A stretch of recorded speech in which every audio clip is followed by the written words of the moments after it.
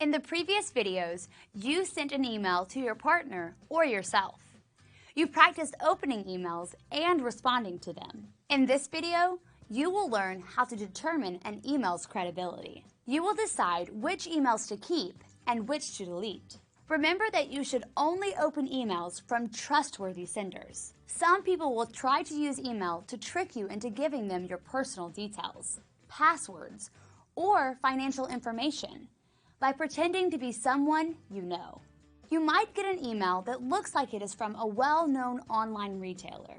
Inside, it might say that you need to enter your credit card information to complete an order. You might get similar email requests from what seem to be banks or government agencies, like the IRS.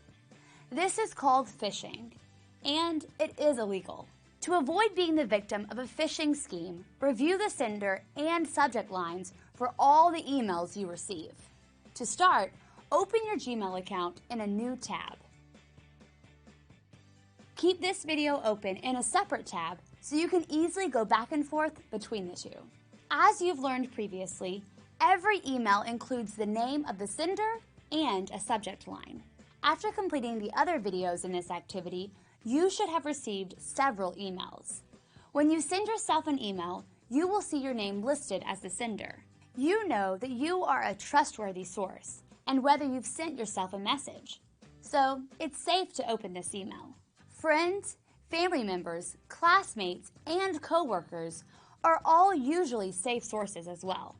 If you've given your email address to a store, organization, or website, you may be on their email list. They might send you coupons, invites to special events, or updates on the group's activities. The name of the group should be listed as the sender. Emails from a known sender are usually safe to open. But be cautious when clicking any links inside, opening attachments, or giving out your personal information.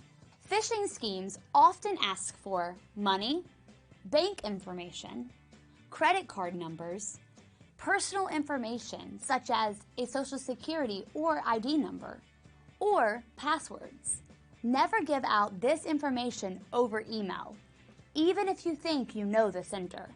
If you don't recognize the name of the person who sent the email, consider whether the person is trustworthy.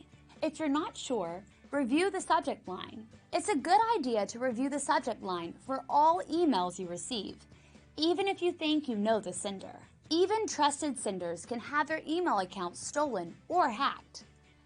Internet scam emails and websites often look legitimate at first, but if you look closely, something isn't quite right. If you hover over the email address, it might show that it isn't really from your friend or the company it says it is. If you receive an email that you think might be untrustworthy, do not open it. Delete it from your inbox. To do this, check the box next to the email, then delete it.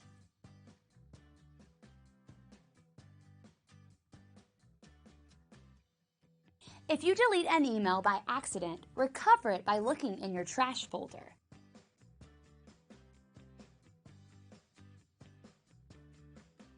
Check the box next to the email you want to take out of the trash. Then, use the folder management button to move the email back to your inbox.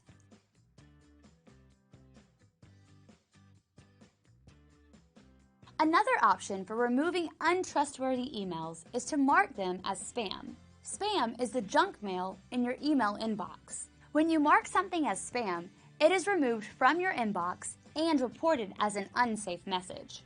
Check the box next to the email you think is unsafe.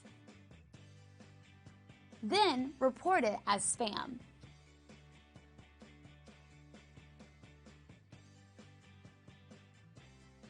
Nice work! You've learned to manage your email inbox by finding appropriate messages and deleting spam. Now it's your turn. Review the emails in your inbox to make sure the senders and subject lines are trustworthy. Delete emails you don't need. Mark junk emails as spam. Move on to the next video.